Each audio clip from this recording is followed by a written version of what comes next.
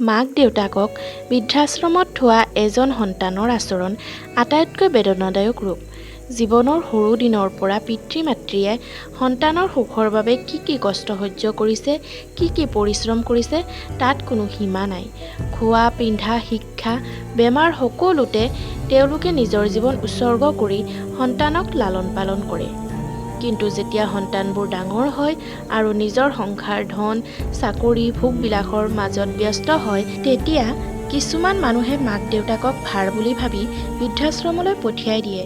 এইটো কেৱল এজন পিতৃ-মাতৃৰ বাবে নহয়, সৰু সৰু আশা সপোন ভাঙি যোৱা এটি জীৱনৰ পৰাজয়। সন্তানৰ দায়িত্ব হৈছে মাক দেউতাকক বয়সৰ অন্তিম সময়ত সঁচাকৈ যত্ন কৰা, তেওঁলোকৰ মৰম আৰু ত্যাগৰ মূল্য বুজা, মানুহৰ সমাজত ভাল উদাহৰণ সৃষ্টি কৰা। যি সন্তান মাক দেউতাকক বৃদ্ধাশ্ৰমত থৈ আহে, সিহঁতে মৰম, দায়িত্ব আৰু মানৱীয়তাৰ পাঠ নপঢ়া সন্তান। কাৰণ এই পৃথিৱীত মাক দেউতাকৰ আশীৰ্বাদৰ দৰে মিঠা, নিৰ্লোভ আৰু পবিত্ৰ প্ৰেম ক'তোৱেই পোৱা নাযায়। এনে সন্তানসকলক সঁচাকৈয়ে কঠোৰ ভাষাৰে নিন্দা কৰিব লাগে। কাৰণ তেওঁলোকে জীৱনৰ সঁচা মূল্য বুজি নাপায়। পৰামৰ্শ হিচাপে ক'ব পাৰি, আজি আপুনি মাক দেউতাকক বৃদ্ধাশ্ৰমত থৈ দিলে, কালি আপোনাৰ সন্তানেও আপোনাকেই একে পথত লৈ যাব। ত্যাগৰ মূল্য বুজক।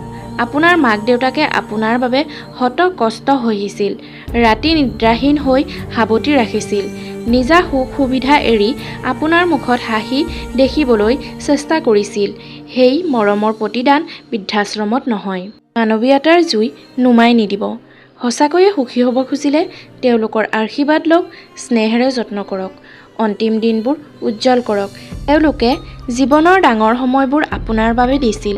এতিয়া আপোনাৰ দায়িত্ব তেওঁলোকৰ অন্তিম দিনবোৰ শান্তি, স্নেহ আৰু মৰমেৰে ভৰাই দিয়া। মাক দেউতাকক বৃদ্ধাশ্ৰমত নথোৱাকৈ নিজৰ ঘৰতে মৰম স্নেহেৰে ৰাখক। তেওঁলোকৰ আশীৰ্বাদৰ শক্তিৰে আপোনাৰ জীৱন সুখ সমৃদ্ধিৰে ভৰি পৰিব।